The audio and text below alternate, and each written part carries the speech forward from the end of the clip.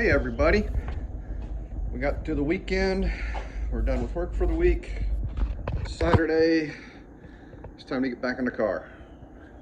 So for today, actually the first thing I'm going to do is clean up some manifolds, or not manifolds, but the plenum and the runners. I know the valve covers look pretty nasty, but my first goal is just to get this engine running. So before I do all that, I'm going to get in here while the coolant level is low, change out the water pump. So let's get started. So I'm getting started here with some runner and plenum work. The other one's still attached to the car, but I'm using some Super Clean from O'Reilly's and aluminum brightener from Napa. So it says to go ahead and clean this ahead of time, try to get more of the grime and dirt off of it. And I love the O'Reilly's product. This stuff is not in an aerosol can, but it is some good stuff. So I'm just getting started, holding the camera and doing this one-handed, but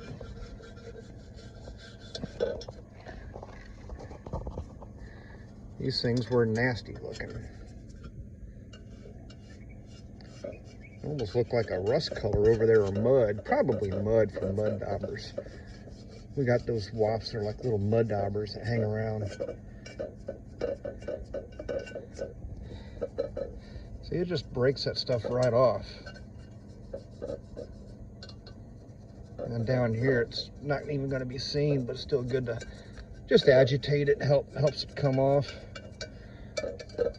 Then you put the aluminum brightener on, and it should really make wonders.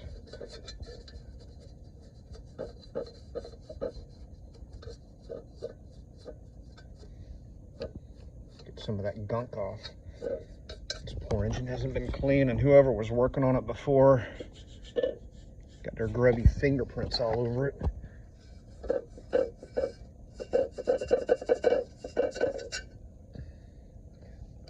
Let's see here.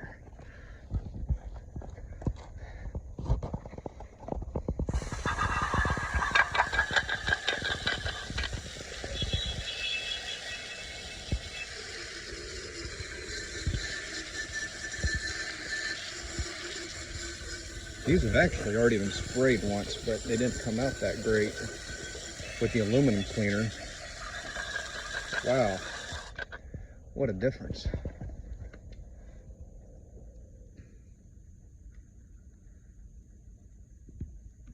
Now we'll spray some of this on and wait a little bit.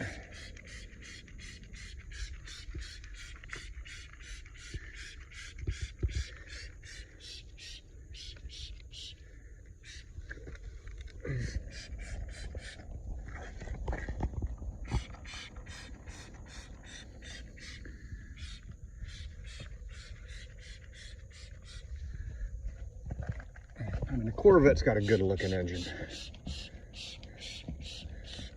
Why not help it out a little bit, you know? And this stuff says not to let it sit too long. You can smell the acid. All right, well, wait a minute. All right, let's see here.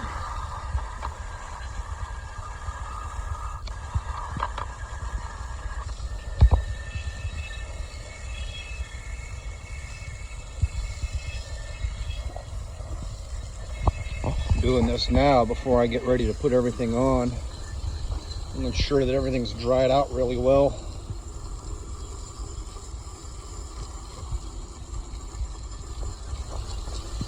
Looks like I can do a little more over here.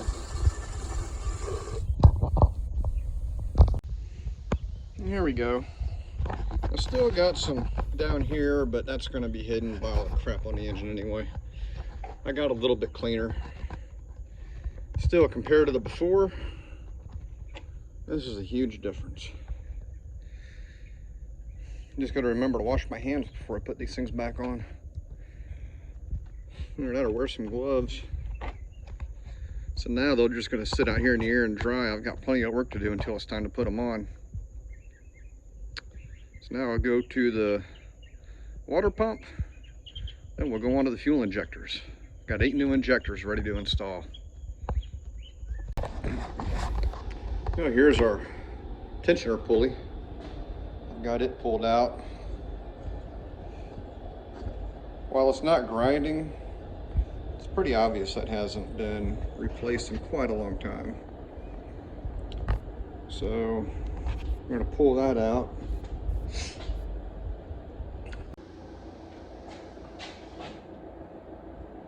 Let's see here. It's got to be a lot worse than that. Sometimes it's impact gun time with these things. You know, I meant to buy some gloves and I forgot. I got the important stuff though, like aluminum cleaner. It doesn't even want to come loose right away. A little trivia. Any of you guys have an aviation background? Flathead screwdriver. It's an actual FAA test question. Is the most abused tool.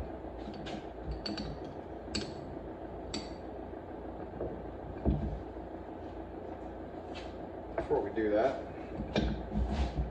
something I've done on some vehicles when I haven't had the parts and I'm in a pinch, but I'm in the area, these bearings are sealed.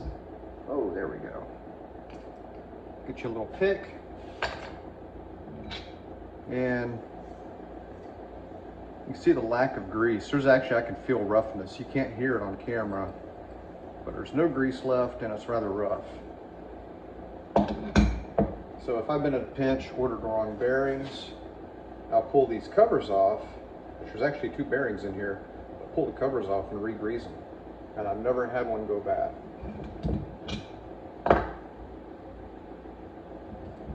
I do that because at work we use a lot of the same type of bearings. And once in a blue moon, even with a big company, we run out. Put this in here.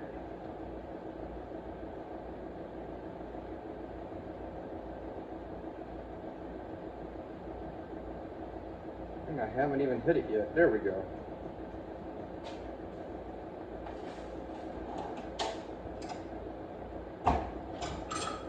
Maybe this time we'll use an actual metal hammer.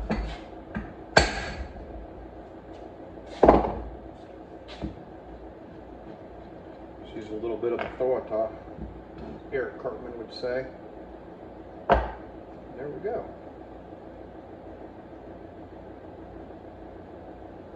And it looks like they press out in this direction. Let's check what we've got real quick. This is PGN bearings. I got these on Amazon. 6203 space 2RS space C3. Just in case you want to check that out. I think I bought 4 of them for $10.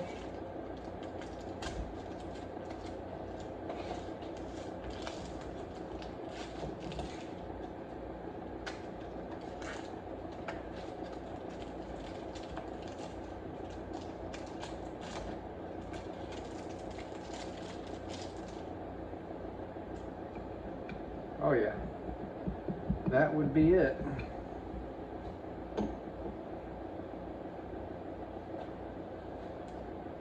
You know, when you spin bearings, you're supposed to be grease in there. It's not supposed to spin freely. In hindsight, I almost wish I'd bought the Timken, but oh well. I just say that because they're usually extremely good bearings. Now the trick is, so when you're doing this, you don't want to destroy your good bearings. Destroying your bad bearings is not a big deal.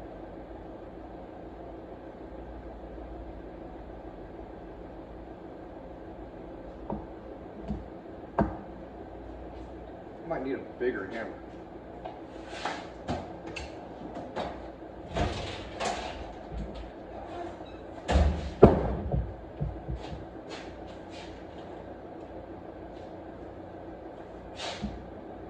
This would usually be too small. I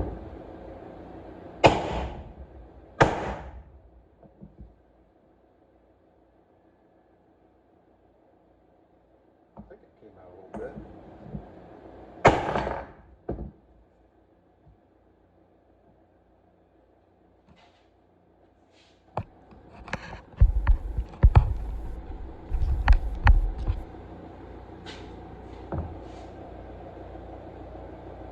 Maybe I'm mistaken. It definitely doesn't turn anymore.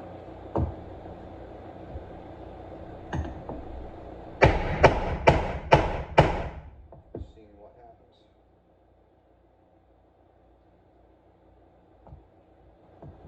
Helps when you have a bearing cord.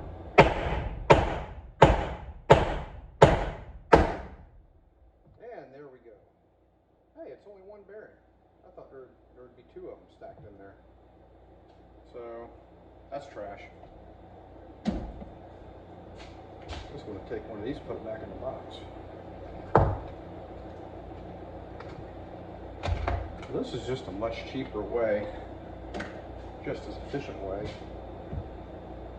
of replacing and taking care of your parts. And while you're in there, why not? As I said before, I have a little bit of an aviation background. Somebody may have seen some airplane parts in my garage here in the background. I do have a Piper Cherokee 180. And I'm fairly close to having my A&P license as well. So when you put this in, you don't want to beat on it like I did the other one. You want it in there evenly. So that is not going to work.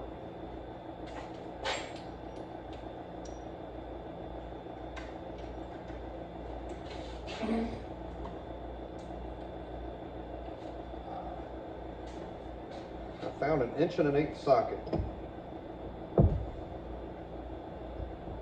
Just so you can see, that's pretty doggone close. That's what you want. You don't want to be beating on this inside. I did that just because I grabbed the first socket I had available, and I didn't care if that old bearing was going to last or not. The trick is to get this thing started evenly.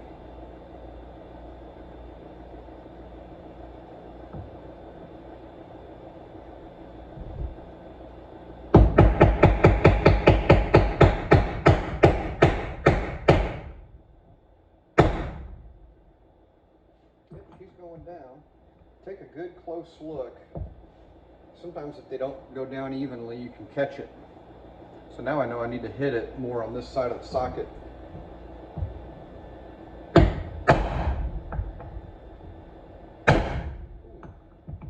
There we go.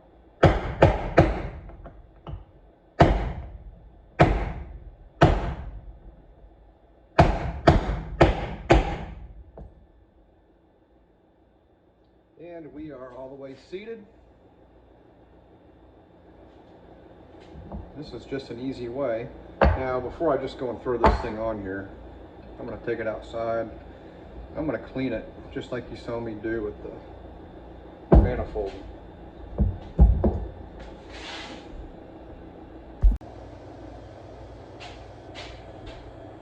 It's not totally clean, but it's a lot better than what we had before.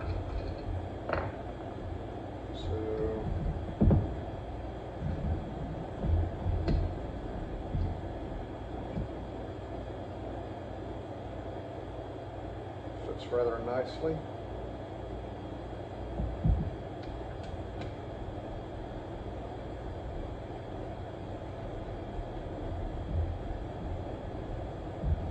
As it worked, we'd be pulling these covers off of the sealed bearing anyway. This is what's going on later.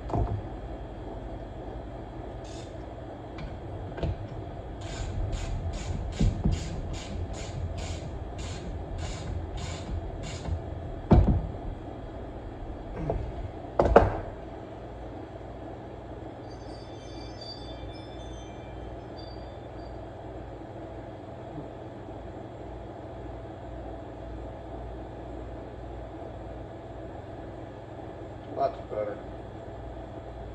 And that's how you can save a few bucks. Alright guys, it is the next day. The water pump still isn't changed out. I discovered these water pumps are a bear, especially when you have a learning curve to deal with. So I got the new water pump, everything's ready on it. I got my tubes changed over. That thing didn't want to come off. And the biggest socket I had was a 7/8, and it wasn't quite big enough, but you can sometimes make the hex head smaller with a grinder by just a little bit, and that was enough. I got it on there, hit it with a 1/2-inch impact gun, she came right out. And I'd already ordered one of these. I also have to go by the auto parts store today. These are under the AC compressor, almost impossible to get to without moving it. So I'll be going to the hardware store and buying some new 3/4 inch, I think that's what it is. I'm going to take this with me to be sure, but get some new hose because the car was built in 1985, and that's one of those things that if it breaks on the side of the road, you're not going to be able to get to it. What if you're far away from home, then you're paying a shot. So something I'm doing now is I'm prepping to put the water pump back in. I don't just yank one out and put another one in. And in fact, I'm going to show you something. This water pump actually came off with the gaskets attached. I don't know how easy it is to tell in the video, but on this side, on the engine block, during prep, guess what I found? I found gasket material left behind. More evidence that the person that was working on this car at this other shop, just not a good mechanic. You know, you got to have your mating surfaces very, very clean for these gaskets to seal properly. And then on top of that, this hardware, some of it I've already hit with a wire brush tool, but you got stuff all in the threads. A lot of these bolts were just real tough to take out. So at the least, hit it with a wire wheel. You can put it in a vise to hold it and run around it. The other thing you can do is everybody needs a good tap and die set. You can run a die down it and really clean the threads up. And then, it's over here somewhere. Where did it go? Ah, right here in front of me. Have a really good driver for your die, or for your tap. Slide this in there. It'll, well, not right now. There we go. It'll ratchet. I can ratchet both directions. This thing is really nice to have. So get you some good quality tap and die set. I say that, but this is wonderful. It came off the Pittsburgh truck up the road. We know where that comes from. But that's just some things I wanted to point out with this water pump. And the other thing is, one of them, like I can see a little bit here. Feel free to comment. I think that's actually a radiator stop leak. There again, I showed you guys what was going on with the thermostat housing. And then on top of that, you got gaskets that weren't put on correctly. And I have heard my father-in-law say that radiator stop leak, Eddie liked it. So I'm hoping it hasn't done anything to clog up the radiator on this Corvette. As we know, they need their cooling system to be optimal to cool properly. So I guess we will find out. That water pump, you could feel a little bit of, it wasn't smooth when you turned it by hand. And I mean, water pumps aren't expensive. Unfortunately, it takes a lot of time. It takes a lot longer than I thought it would. So one of the things we can do is run that in the vise.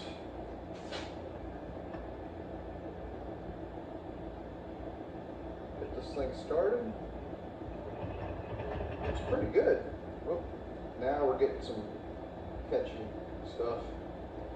But this really helps clean up your hardware. Worth every penny.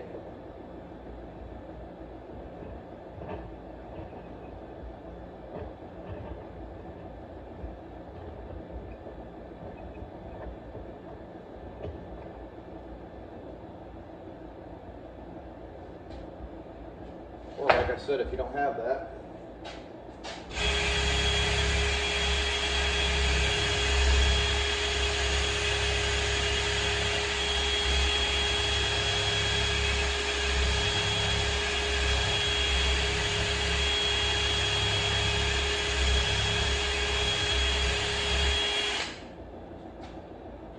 do that. Now we've got nice clean threads. Something else, when I was in school for A&P, I don't know how many times one of my instructors had to say this: how do you put hardware in? With clean, dry threads, unless otherwise specified.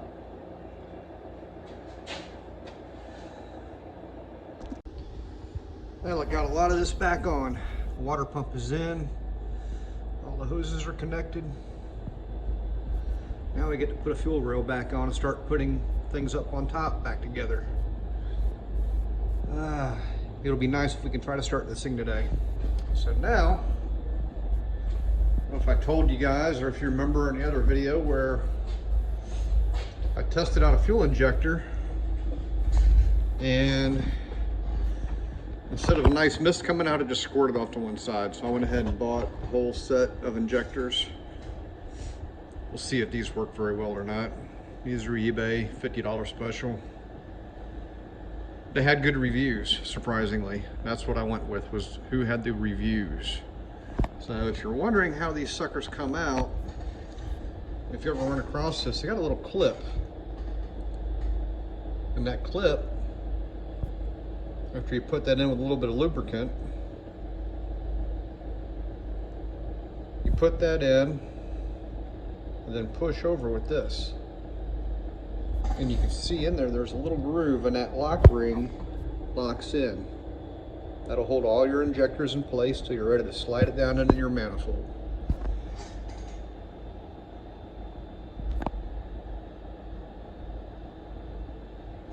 Well, move on to the next step. Hey everybody. Well, we're coming down to the moment of truth. Will it start? I got everything back together. Fuel injectors are on. I've double checked on my hose clamps. Plenum's in, everything's tightened up. So, got the battery hooked up. So the first thing I'm going to do, cycle the key a few times. Try to purge the fuel system, or not purge it, but just cycle it to get the fuel running and build fuel pressure up to the injectors. Then after that, we're gonna turn the key over, see what happens.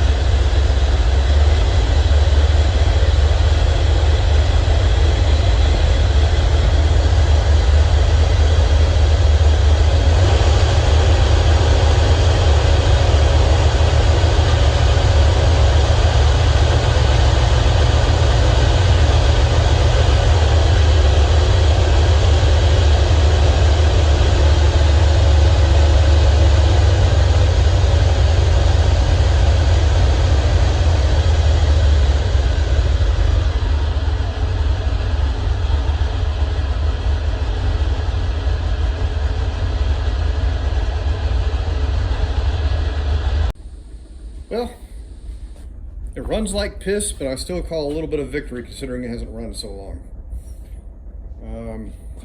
They are cheaper injectors.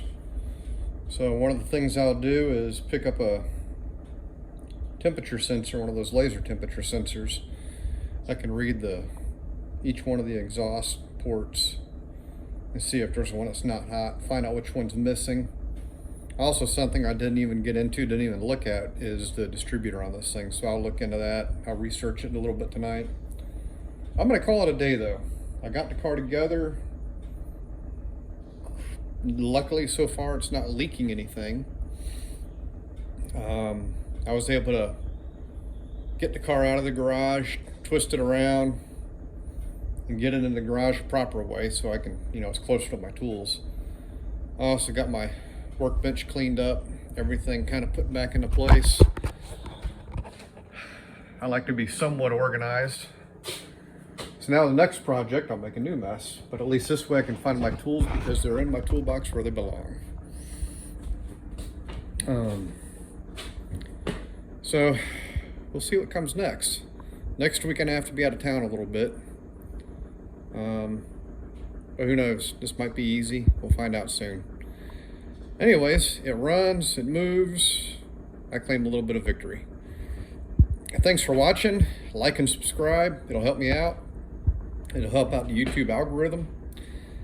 And I'll see you next time.